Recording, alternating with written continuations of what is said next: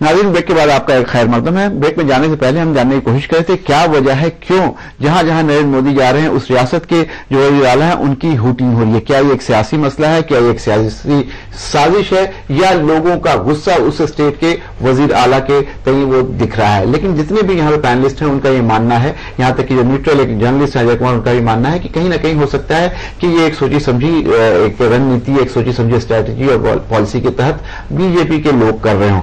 जो भी हो, लेकिन एक चीज बिल्कुल दिख रहा है, कहीं ना कहीं स्टेट और सेंटर में टकराव की स्थिति दिख रही है। हमें याद है कि जब पार्लियामेंट्री इलेक्शन हो रहा था तो प्राइम मिनिस्टर जो आज है नरेंद्र मोदी, वो उस वक्त कहते थे कि अगर वो बरसर इक़्तिदार आए तो एक प्राइम मिनिस्टर नहीं होगा, हर स्टेट का जो चीफ मिनिस्टर है वो भी प्राइम मिनिस्टर के बराबर होगा और स्टेट सेंटर रिलेशन जो है वो कहीं ना कहीं मुस्तहकम होगा, मजबूत होगा। लेकिन आज 3 महीने के बाद ही ऐसा लग रहा है कि स्टेट और सेंटर में कहीं ना कहीं तसादुम है और कहीं ना कहीं तकरार है। अजय, आपसे जानना चाहेंगे कि ये जिस तरह का रिलेशन डेवलप कर रहा है स्टेट और सेंटर के बीच में, ये नहीं लग रहा है कि कहीं ना कहीं बिल्कुल टकराव की तरफ जा रहा है? और वो जो नरेंद्र मोदी का जो नारा था कि हम ये सबको साथ लेके चलेंगे और प्राइम मिनिस्टर और सीएम में कोई मतभेद नहीं होगा, उनको भी हम पीएम का ही ट्रीटमेंट देंगे, वो सारी बातें कोरी बातें निकली।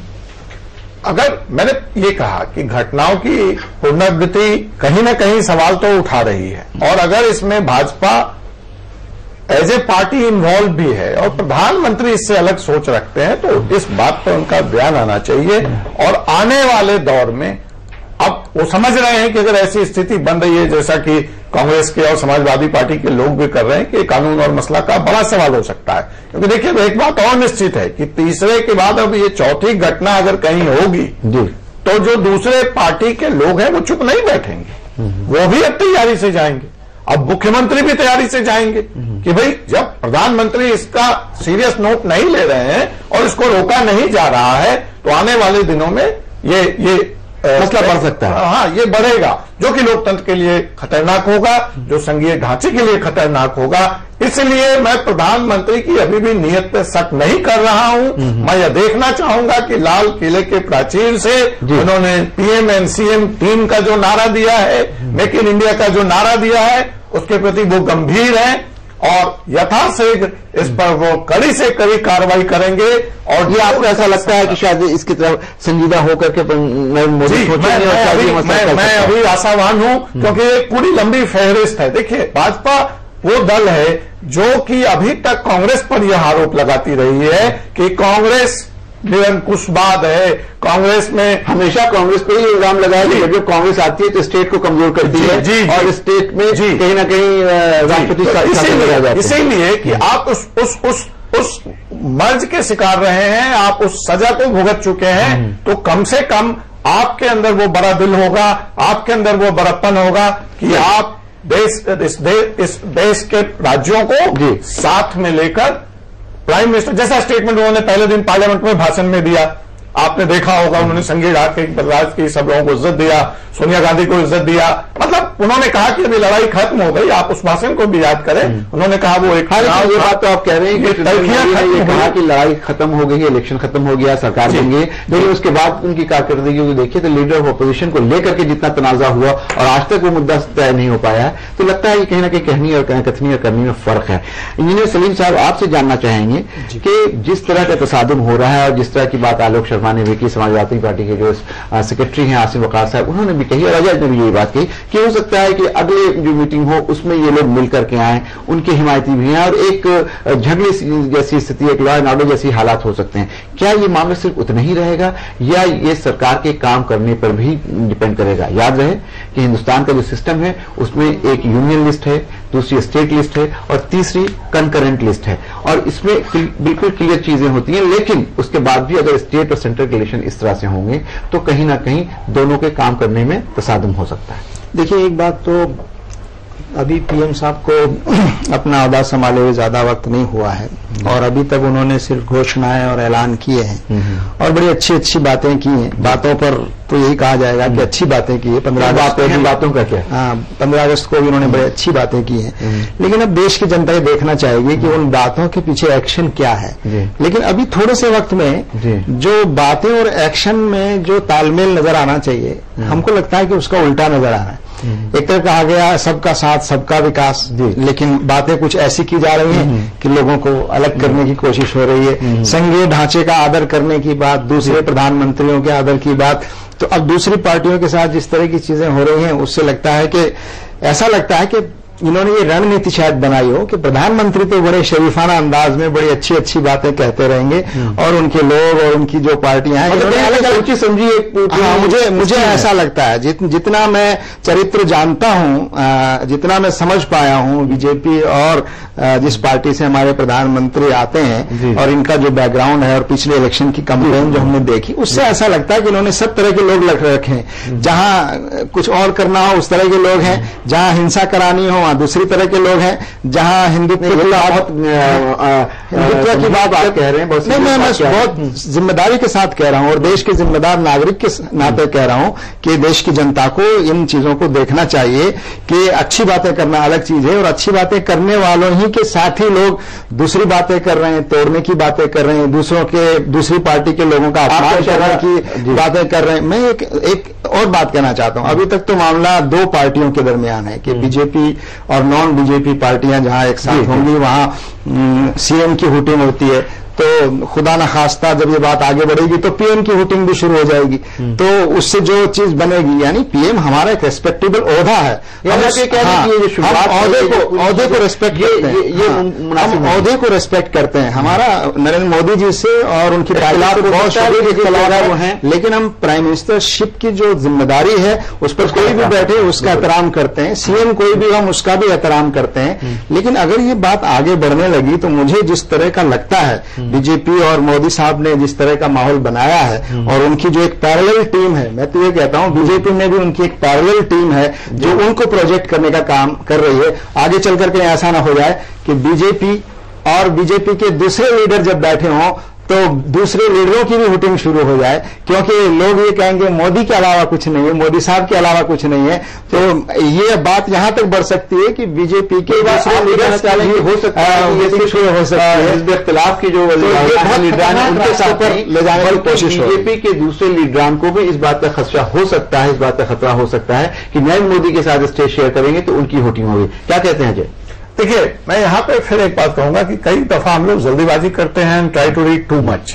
जैसे एक रोजे के दरमियान आपके चैनल पे मैंने ये बात कही थी कि रोटी खिलाने का जो मसला था, कांग्रेस ने उसको बहुत बड़ा मुद्दा बनाया था। तो कांग्रेस के माननीय लोगों से मैंने ये कहा था, राज्य आपका है, भवन आपका था, एक सिंपल लॉ एंड ऑर्डर का मामला है, सरकारी आदमी को काम से रोका गया, एफआईआर दर्ज होना चाहिए। अब फिर यहां पे एक सवाल आता है, भाई आपको किसने रोका कार्रवाई करने से? सरकार तो आपकी है, जो लोग मीटिंग कर रहे हैं उनके ऊपर ये कानून का मसला है, कानून शांति व्यवस्था हुआ है। आप जिस कानून की दुहाई दे रहे हैं और चैनल पे चिल्ला रहे हैं, इसको राजनीतिक मुद्दा बना रहे हैं। आपने उन लोगों को, चलिए उस वक्त प्राइम मिनिस्टर इंतजार मिलता है कांग्रेस के, उस वक्त एक मिनट अपनी बात, उस वक्त प्राइम मिनिस्टर मौजूद था। अब तो कैथल से गए हुए प्राइम मिनिस्टर को 3 दिन हो गए, कितनी एफआईआर दर्ज? आगे कह रहे चुन चुन के लोगों को पकड़ा जाए। जी, क्यों नहीं? सीसीटीवी कैमरा लगा है, ये तो बहुत बड़ा अपराध है। या आप चीफ मिनिस्टर को झंडा दिखाएं, हुटिंग करें, ये तो भारतीय दंड संहिता का उल्लंघन है। आपने क्या जिन लोगों ने जहां ये वाकयात हुए हैं, अगर हम हरियाणा की बात करें तो वहां कांग्रेस बरसर इक़्तिदार है, वहां कांग्रेस एफआईआर दर्ज हुई। भूपेंद्र सिंह हुड्डा ने प्राइम मिनिस्टर के जाने के बाद अभी तक कार्रवाई क्यों नहीं की? उसे एक रोकते और भाजपा रोकते तब कहा जा सकता है आपके ऊपर इल्जाम लगा रहे हैं। देखिए, ये इल्जाम बिल्कुल बेबुनियाद है। अजय साहब ये कहना बिल्कुल आला उत्तर दे रहा हूं। देखिए, हिंदुस्तान के अंदर उन्होंने एक बात तो बिल्कुल सही कही कि आप तो उसको जांच तो कर सकते हैं, आप जांच तो कर सकते हैं, आप कार्रवाई तो कर सकते हैं। आप बताइए, आपके मुख्यमंत्री के सभा में अगर ऐसी हुटिंग होगी, आप देखिए इलाहाबाद में किस तरह से अखिलेश यादव को पीटा गया था बसपा की सरकार में जब वो प्रदर्शन कर रहे थे। तो उस अधिकारी पे कार्रवाई होनी चाहिए। जो पुलिस वाला मौजूद है उसके खिलाफ आपने उसको सस्पेंड किया। ये तो कल सुरक्षा की चूक का मसला हो सकता है, आज हुटिंग हुई है, कल सीएम बम चल सकता है। आपने किसके खिलाफ, आपने डीजीपी को क्यों नहीं हटाया? वो क्या कर रहा था? कैसे ऐसे लोकसभा में आप आए? जवाब ऑर्डर स्टेट सरकार का मसला। अजय जी, हिंदुस्तान में एक फ्रीडम ऑफ एक्सप्रेशन भी है। मैं यहाँ पर टोकना चाहूंगा फैसल साहब। जी जी बोलिए। मैं आपके पास वापस आता हूं। अजय कुमार का देखिए, इन्होंने कुछ कहा है, आलोक जी कुछ कहना चाह रहे हैं कांग्रेस के, फिर आपके पास आता हूं। देखिए, ये फ्रीडम ऑफ एक्सप्रेशन का मामला है। हो सकता है नाराजगी कांग्रेस के मुख्यमंत्री के खिलाफ हो, कल को दूसरी पार्टी के भी हो, लेकिन ये जो मंच था वो नाराजगी दिखाने का नहीं था। ये मंच इसलिए नहीं था। सवाल ये है आपसे आलोक जी, सीधा सवाल अजय कुमार ने ये किया है कि अगर इस तरह की बात हो भी रही है तो सिक्योरिटी ब्रीच भी हो सकती है, शांति व्यवस्था भी बिगड़ सकती है। इसमें उसके बाद जो अफसरान वहां पे सिक्योरिटी को देख रहे थे उनके ऊपर कार्रवाई क्यों नहीं हुई? मैं एक सवाल जोड़ दूं आलोक जी से। इसका मतलब कि मुझे लोकतंत्र में बोलने की आजादी है तो क्या मैं पार्लियामेंट पे घुस जाऊं? भाजपा की सरकार है, कांग्रेस की वहां पर सिक्योरिटी पे घुस जाएंगे और सिक्योरिटी से रिलेटेड सरकार चुप बैठेगी। फिर पहले आलोक जी से कहना है, उसके बाद फिर अजय जी, वहां पर सिक्योरिटी का मैटर नहीं रहा है। इतना जरूर रहा है कि हुड़दंग हुआ है और वो हुड़दंग रुकना चाहिए था, और हुड़दंग नहीं रुका है और हुड़दंग कार्रवाई क्यों नहीं हो रही? देखिए, हुड़दंग एफआईआर क्यों नहीं लॉन्च हुए? इस अधिकारी के खिलाफ कार्रवाई की गई। आज ये चौथा दिन है कैथल के बाद। आप इस पर अगर कार्रवाई करेंगे तो ये कहीं ना कहीं पॉलिटिकल इशू बन जाएगा और भारतीय जनता पार्टी इशू के कारण नहीं कानून व्यवस्था को कांग्रेस नहीं, आप सुनना ही नहीं चाह रहे हैं। आप सुनना ही नहीं चाह रहे हैं। मैं कहना चाह रहा हूं, आज मसला कानून व्यवस्था का वहां पर नहीं है। अगर आप एफआईआर लॉन्च करते हैं, कल को वहां पर लाठीचार्ज होता है, भगदड़ होती है, उसके लिए कौन जिम्मेदार होगा? कौन बदनाम होगा? क्या आपका प्रधानमंत्री बदनाम नहीं होगा? लेकिन संयम रखना, इस मौके पर संयम रखना ही बेहतर था। आप उसमें वहां पर आग लगी हुई थी, आप चिंगारी और लगा दीजिए उसके अंदर। मैं समझता हूं कि ये और सिचुएशन खराब हो जाएगी। एक मिनट, मेरी बात गुजर चुके हैं। नहीं, आप मेरी बात सुन लीजिए अब जरा। देखिए, वो मंच नाराजगी दिखाने का नहीं है कि आप नाराजगी दिखाएं, वो सरकारी कार्यक्रम है, सरकारी पैसा उसके अंदर लगा हुआ है। आप देखिए कि राज्य और केंद्र के बीच में तमाम योजनाएं आपस में शेयर की जाती हैं। पैसा प्लानिंग कमीशन या कोई भी बॉडी होती है, सेंटर से जाता है। अगर इस चीज को आप जितना बढ़ाना चाहेंगे, आप 500 लोगों के ऊपर एफआईआर दर्ज कर दीजिए, क्या होगा? उससे क्या रिजल्ट आएगा? क्या आपको समाधान मिल जाएगा?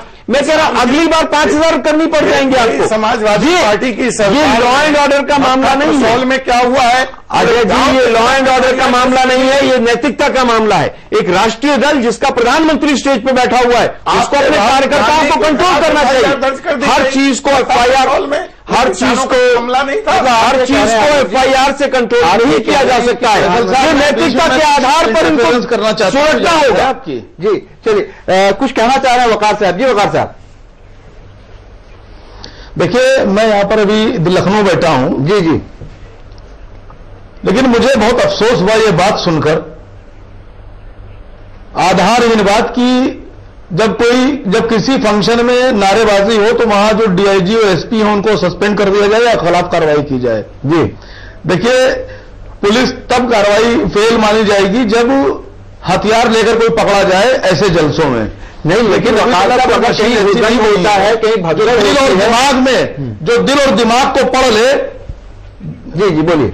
कि आदमी अंदर जाने के बाद नारे लगाएगा, किसके फेवर में लगाएगा। दूसरी बात, मैं यहां पर सीधा सीधा सवाल खड़ा करता हूं। एक मिनट जोड़ दूं बकार साहब। आप राष्ट्रीय अध्यक्ष में राज्य में आपकी और भारतीय जनता पार्टी, मुझे मैं बहुत सुकून से आपकी बात सुन रहा था, और लेकिन अगर मेरी बात नहीं सुनी जाएगी तो ये अच्छी बात नहीं है। सभा में भी लोगों ने झंडे फैलाए थे, लोगों ने सभा में फैलाना अलग है, राजनीति चुनावी सभा में आप झंडे दिखाएं अलग चीज है। सरकारी कार्यक्रम में आप इस तरह से करेंगे। कार्यक्रम में जूता फेंका गया था आपके मुख्यालय। अजय कुमार जी, उस व्यक्ति के सरकारी कार्यक्रम नहीं था, वहां पर मुख्यमंत्री प्रधानमंत्री नहीं बैठे हुए थे, प्रेस कॉन्फ्रेंस को कुछ जानकारी नहीं है। बहुत फर्क है उस चीज के अंदर।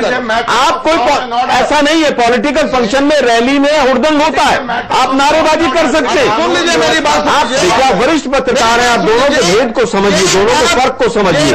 एक सरकारी कार्यक्रम है, आलोक जी आपके पास आएंगे। मैं इस पर खुलासा करना चाहता हूं। हाँ बोलिए बोलिए बोलिए। देखिए अजय साहब, आप गौर से सुनिएगा, आपके लिए स्पेशली कह रहा हूं। जी जी। भारतीय जनता पार्टी के प्रदेश अध्यक्ष, भारतीय जनता पार्टी के राष्ट्रीय अध्यक्ष, भारतीय जनता पार्टी के गृह मंत्री और माननीय प्रधानमंत्री, इनको यह बात बयान देना चाहिए था कि जिन लोगों ने इस फंक्शन में इस तरह की हरकतें की हैं, वो भारतीय जनता पार्टी के सदस्य नहीं हो सकते। अगर ऐसा करेंगे तो कार्रवाई सीधे तौर पर इन लोगों पर होगी।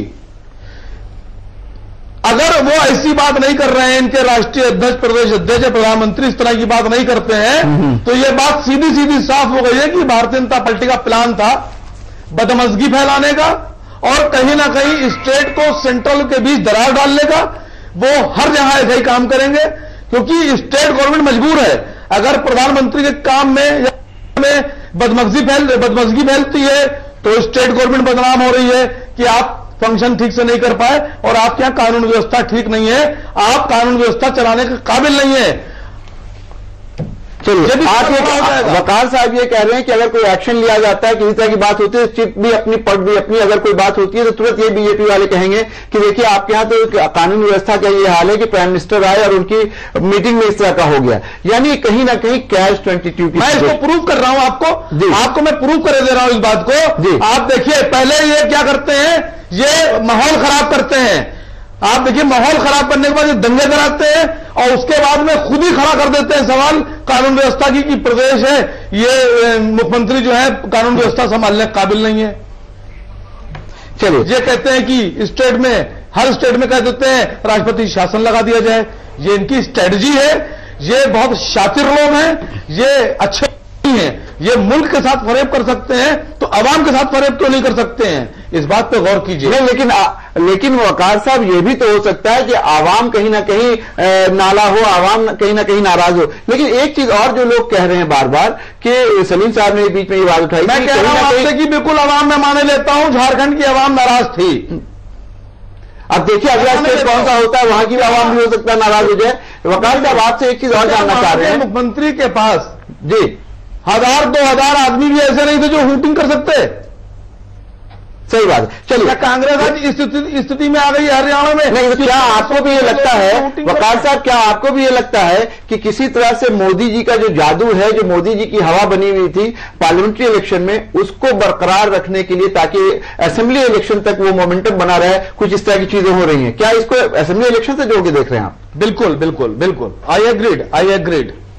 नहीं, मैं यहाँ पे एक बात कह दूं, मैं समर्थन नहीं कर रहा हूं और वकार साहब की जो बात है, मैं पहले कह चुका हूं कि मैं आशावान हूं कि भाजपा की तरफ से और प्रधानमंत्री की तरफ से इस घटना की तीव्र आलोचना होगी। अगर ऐसा नहीं होता है तो उन पर शक करना वाजिब होगा। लेकिन जो मोदी एक के बाद जो बात वकार साहब कह रहे हैं कि होनी चाहिए, लेकिन एक के बाद एक तीसरी बात हो चाहिए, तीसरी की बात नहीं। मैं उसके आपके मन से डिमांड किया है, लेकिन जो मैं एक बात कह रहा हूं, मोदी की लोकप्रियता और अपनी अलोकप्रियता भी इन राजनीतिक पार्टियों को देखना पड़ेगा। मोदी के सभा में भाजपा के वरिष्ठ नेताओं की भी हूटिंग हुई है। फैसल साहब ये सही कह रहे हैं। चलिए, एक बहुत अहम सवाल उठाया है और ये बात सलीम साहब ने भी कही थी कि ऐसा नहीं है कि सिर्फ जो राजनीतिक हो रहा है, लेकिन ये बताइए हिंदुस्तान की सियासत किस तरफ जा रही है कि पूरा मुल्क एक आदमी की तरफ देख रहा है और पूरे तौर पे सिर्फ एक आदमी ही प्रोजेक्ट हो रहा है, एक ही आदमी है जिसको पूरी तरफ हर तरफ देखा जा रहा है। सारी एस्पिरेशन के लिए उसकी तरफ देखा जा रहा है, गवर्नेंस के लिए उसकी तरफ देखा जा रहा है, इवन की अपोजिशन के लिए भी उसकी तरफ। क्या ये एक अच्छी शुरुआत है? देखिए, मेरी बात शुरू में मैंने इशारा किया कि ये एक बहुत ही जिस रुख पर हम जाने लगे हैं और इस इलेक्शन के नतीजों से जिस तरह का नतीजा निकाला गया है और उसकी आड़ में अब एक व्यक्ति, क्या हमें प्रेसिडेंशियल फॉर्म ऑफ गवर्नमेंट की तरफ जा रहे हैं क्या? बिल्कुल बिल्कुल, मेरा मानना यह है कि हमारा मानना तो यह है कि बीजेपी जैसी पार्टी को ये जो लोकतंत्र है ये सूट करता ही नहीं है। ये तो मजबूरी है इनकी, और ये पार्लियामेंट्री डेमोक्रेसी है, ये इनके लिए बहुत बड़ी रुकावट बनी हुई। तो ये इन्होंने ये पूरा इलेक्शन, हालांकि पार्लियामेंट्री डेमोक्रेसी है हमारे मुल्क में, लेकिन इस इलेक्शन को इन्होंने प्रेसिडेंशियल इलेक्शन के तौर पर लड़कर और एक तरह से उसको वो रुख देने की कोशिश की है। और धीरे धीरे एक व्यक्ति इतना महत्वपूर्ण होता जा रहा है। मैंने किसी और चैनल पे बीजेपी के हमारे एक वरिष्ठ नेता मेरे साथ थे, मैंने उनसे कहा कि इलेक्शन के नतीजे उस वक्त तक नहीं आए थे, लेकिन जिस तरह से एक व्यक्ति को प्रोजेक्ट किया जा रहा था और व्यक्ति के पीछे चुनाव लड़ा जा रहा था, हम ये कह रहे थे कि देखिए इसका नुकसान सिर्फ देश को नहीं होगा, इसका नुकसान पार्टी को भी होने वाला है। जिस पार्टी में व्यक्ति पार्टी से ऊपर हो जाता है वो पार्टियां खत्म हो जाती हैं। उन पार्टियों में वो पार्टी में व्यक्ति पार्टी से ऊपर हो जाता है, उस पार्टी को कहीं हम देखने पड़ता है, उसका जा रहे हैं सवाल आता है। और इस पर एक बात जो यहाँ हमारे अजय जी ने भी इसको उठाया कि एफआईआर होनी चाहिए थी, एक्शन होना चाहिए था। देखिए, ये पॉलिटिकल एथिक्स की और डिसिप्लिन की बात है। यानी किसी को नाराजगी जताने और आप देखिए मामला बिगड़ तो सकता है। नहीं, वोटिंग करने को आप किसी क्रिमिनल कोड में कैसे ला सकते हैं? और आप हर चीज पर एफआईआर, और जैसा कि बताया गया कि उसको अगर आप करना चाहेंगे तो फिर उसका जो दूसरा पॉलिटिकल रिएक्शन है वो ज्यादा के सामने होगा। और वक्त हो गया ब्रेक का। ब्रेक के बाद वापस आएंगे, जानने की कोशिश करेंगे क्या हमारा मुल्क एक आदमी के इर्द गिर्द घूमने लगा है। क्या नरेंद्र मोदी वो धुरी हो गए हैं जिसके इर्द गिर्द पूरे हिंदुस्तान की सियासत आज चक्कर लगा रही है? लेते हैं एक ब्रेक।